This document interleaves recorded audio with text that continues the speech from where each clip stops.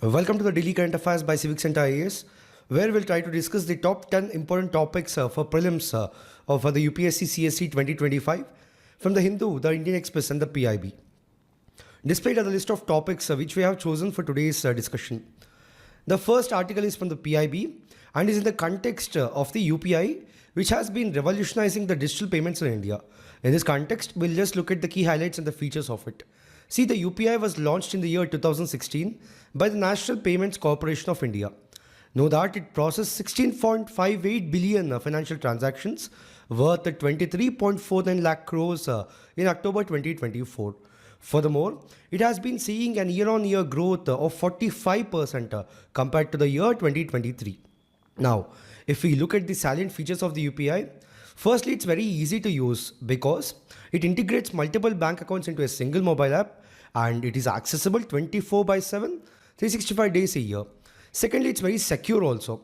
Single click two-factor authentication ensures compliance with security standards and it uses virtual payment addresses to protect sensitive user information. Thirdly, with respect to the transaction options, it has peer-to-peer transfers, merchant and in-app payments, and utility bill payments, scan and pay, donations, and collections. Also, it's having other innovative features like the QR code integration for quick payments, voice boxes for transaction announcements at vendor locations, and integration of RuPay credit cards for credit line-based UPI payments. Also, it has complaint resolution directly through the app. Now, what is the impact of it on India's economy and the society? Firstly, it led to the financial inclusion, like it empowered the small businesses, street vendors, and migrant workers, and it provides a safe, contactless alternative, especially post-COVID-19. And it led to a behavioral shift also because it promotes trust in digital payments among traditionally cash-reliant communities. And it is giving support for a cashless economy by simplifying the transactions and reducing the dependence on physical currency. And it has led to the international presence also because the countries like the UAE, Singapore, Bhutan, Nepal, Sri Lanka, France and Mauritius have been adopting UPI. And with respect to the significance internationally, see, it facilitates cross-border payments for Indians abroad. Also, it boosts remittance flows and financial inclusion globally. And with respect to the expansion within the BRICS countries to enhance the India's global financial leadership. The second article says that the first edition of the joint tabletop exercise CINBAX between the Indian Army and the Cambodian Army commenced at the Foreign Trading Node at Pune today. Furthermore, the exercise will be conducted from 1st to 8 December 2024. So the Cambodian Army contingent will comprise of 20 personnel and the Indian Army contingent is also comprising of 20 personnel from an infantry brigade. In this context, we'll talk about exercise CINBAX. See, it is this type of exercise where planning and wargaming for joint counter-terrorism operations are done. Know that the focus area is to conduct the CT operations under Chapter 7 of the Union Charter, which is related to peacekeeping and security operations. Know that it has three main objectives. Firstly, to enhance the interoperability, trust, and camaraderie between the participating nations. Secondly, to boost the joint operational efficiency in peacekeeping operations. And lastly, to promote indigenous defense capabilities under Atmanirbhar Bharat. Now, we have to look at the salient features of this exercise.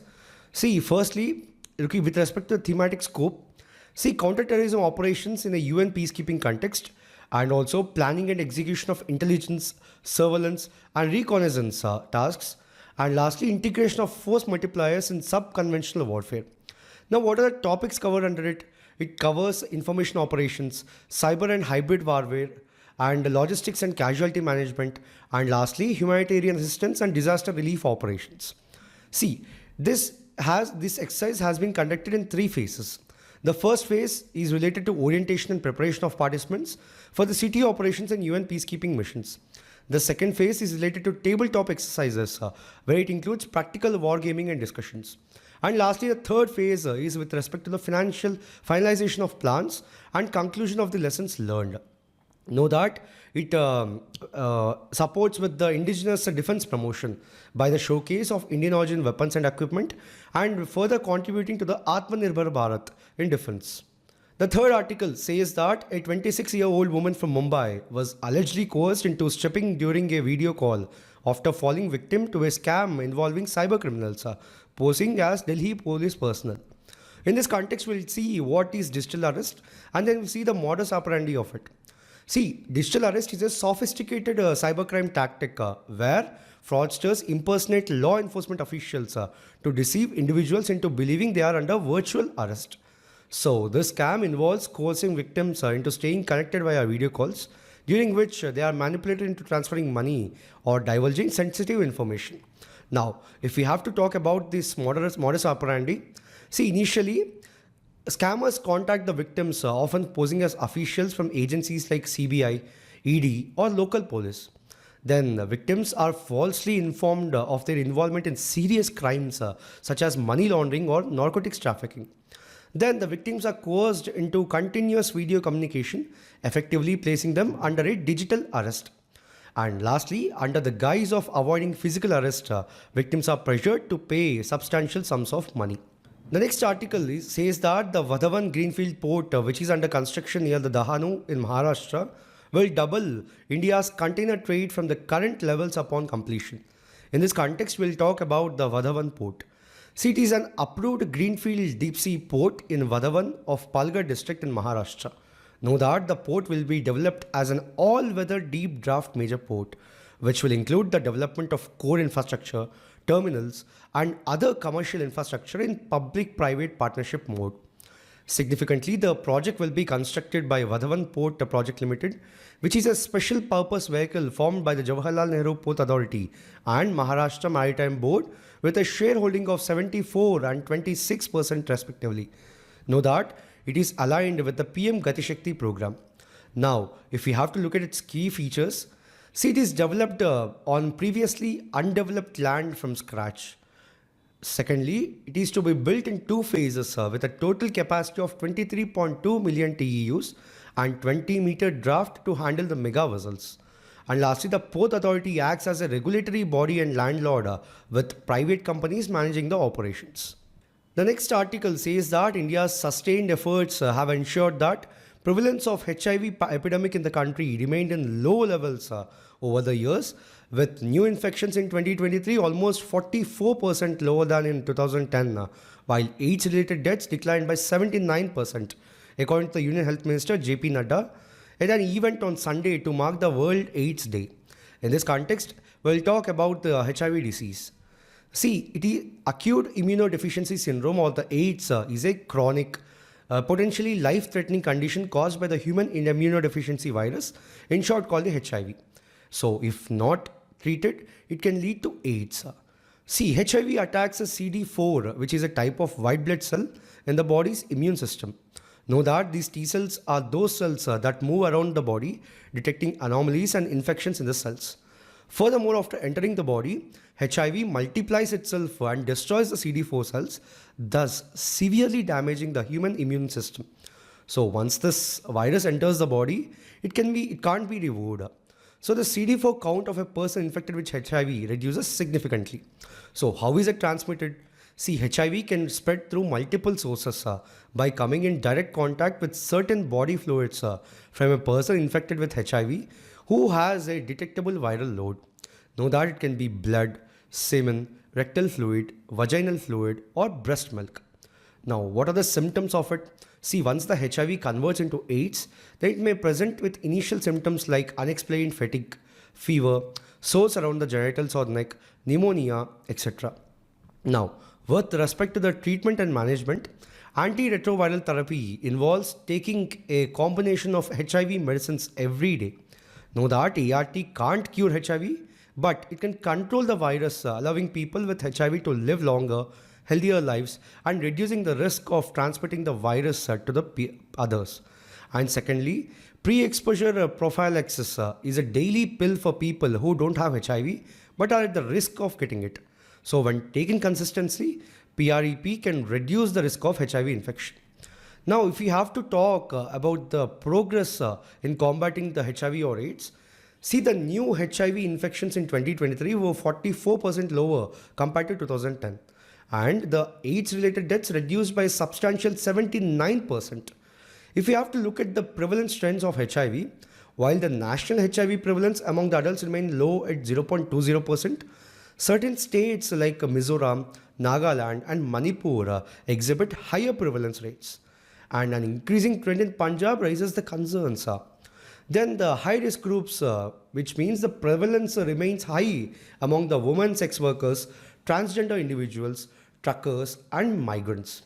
Significantly, states such as the Andhra Pradesh, Karnataka, and Telangana report adult prevalence higher than 0.4%. Now, what about the India's response to HIV or AIDS? See, firstly, the 90-90-90 target, which means initially aimed at detecting 90% of the AIDS cases, treating 90% of the identified individuals, and achieving viral suppression in 90% of the treated cases. Then enhanced 95-95-95 target, where the current achievements include 81% of the cases identified, then the 88% receiving antiretroviral therapy, and not to forget 97% achieving viral load suppression among those treated. The next article says that President-elect Donald Trump on Saturday threatened 100% tariffs against a bloc of 9 nations if they act to undermine the US dollar. Know that this threat was directed at countries in the so-called BRICS alliance, which consists of Brazil, Russia, India, China, South Africa, Egypt, Ethiopia, Iran, and the United Arab Emirates. In this context, we'll talk about BRICS, its formation, and also the funding structure of BRICS.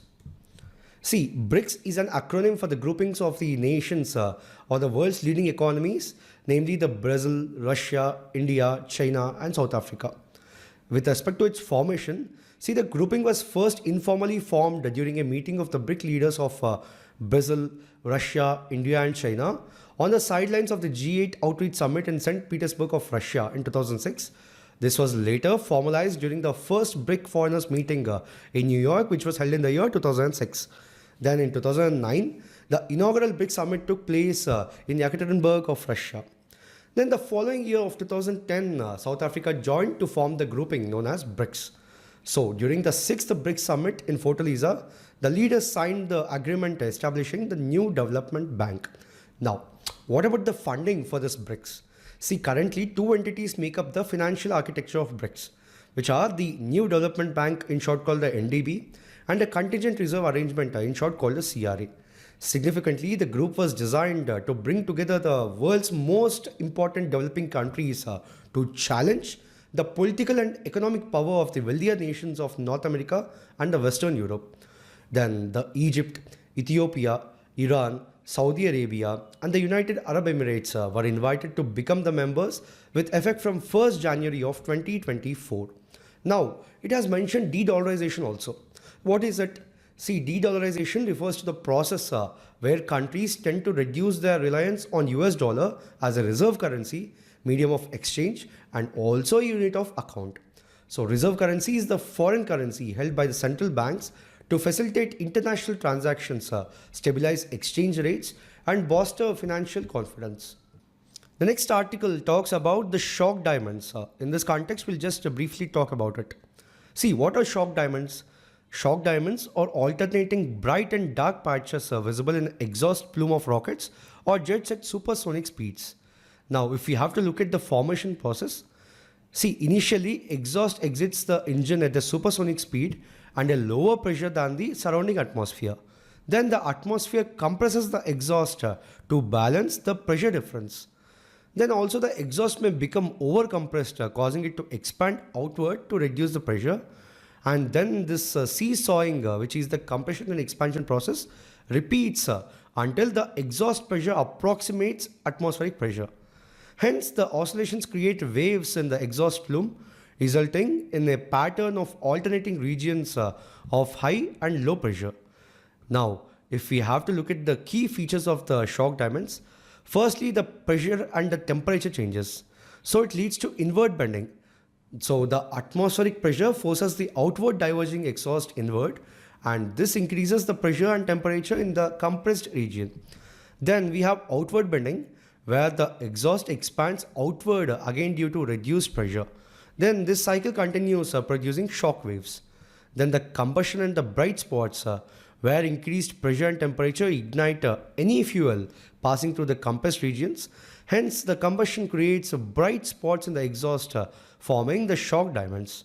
Now, if we have to explain the pattern, the alternating light and dark patches arise from the bright spots which are created by high pressure and temperature regions, and the dark patches which are created by low pressure regions between the shock waves. The next article says that the Reserve Bank of India Monetary Policy Committee, which is scheduled to meet from December 4th to 6th, is likely to keep the repo rate, the policy rate, unchanged at 6.5% in the meeting. So this would be the 11th consecutive monetary policy, or for 22 months that the repo rate would have been left unchanged. In this context, we'll talk about monetary policy, then about monetary policy committee, and lastly we'll look at briefly about the repo rate. See, monetary policy refers to the policy of the central bank with regard to the use of monetary instruments under its control to achieve the goals specified in the Act. Significantly, the primary objective of the RBI's monetary policy is to maintain price stability while keeping in mind the objective of growth. Know that the price stability is a necessary precondition for sustainable growth. So, the amended RBI Act of 1934 also provides for inflation target which is 4% plus or minus 2% to be set by the Government of India in consultation with the RBI once in every 5 years. Now, moving on to talk about the Monetary Policy Committee. See, this MPC was set up after a memorandum of understanding between the government and the RBI about the conduct of the new inflation targeting monetary policy framework.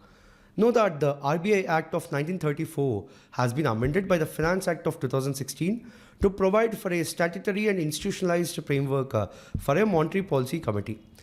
Furthermore, under Section 45ZB of the amended RBI Act of 1934, the central government is empowered to constitute a 6-member monetary policy committee.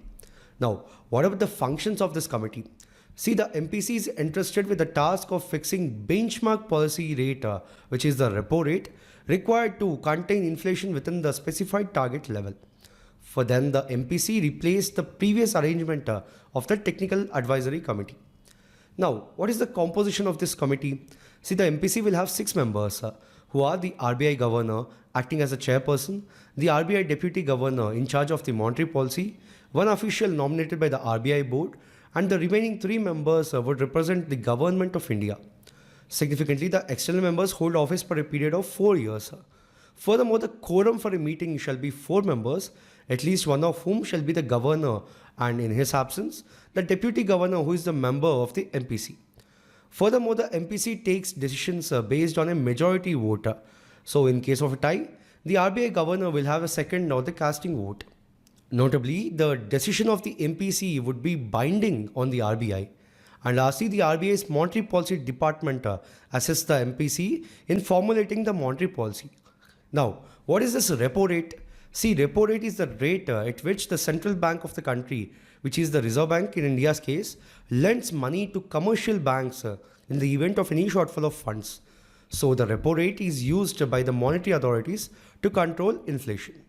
The next article says that the foreign direct investment in India rose by 45% year on year to 29.79 billion US dollars in April to September this fiscal on healthy inflows in services, computer, telecom and pharma sectors according to the government data.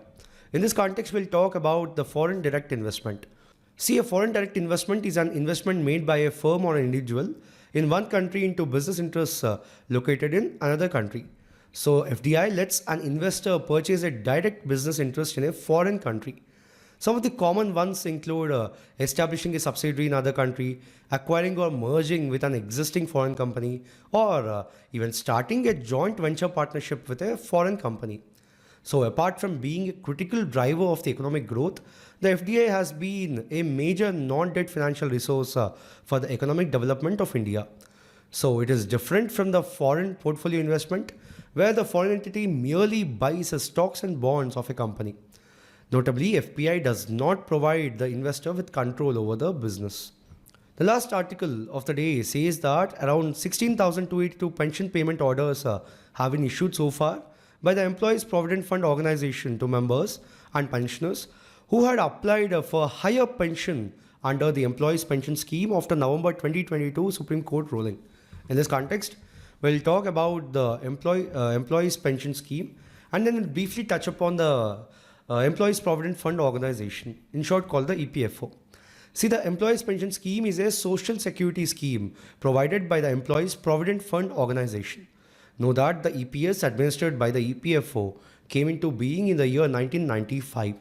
Notably, the pension fund was to compromise a deposit of 8.33% of the employee's contribution towards the PF corpus. Furthermore, the scheme makes provisions for employees working in the organized sector for a pension after their retirement at the age of 58 years. However, the benefits of the scheme can be availed only if the employee has provided a service for at least 10 years. This does not have to be continuous service. Furthermore, the existing as well as the new EPF members can join this EPF scheme. Now, moving on to talk about the EPFO. See, it is a statutory body that came into existence under the Employees Provident Fund and Miscellaneous Provisions Act of 1952. Furthermore, the act and schemes framed there are administered by a tripartite board known as the Central Board of Trustees, Employees Provident Fund, consisting of representatives of the government from both central and state, employers and employees. Significantly, EPFO is also the nodal agency for implementing the bilateral social security agreements with other countries. Furthermore, it is one of the largest social security organizations in India, both in terms of the beneficiary base and also the quantum of financial transactions undertaken. So the EPFO is under administrative control of the Ministry of Labour and Employment of the Government of India. So in this video, we have talked about 10 topics in total for today. We'll be back again with another video tomorrow. Thank you.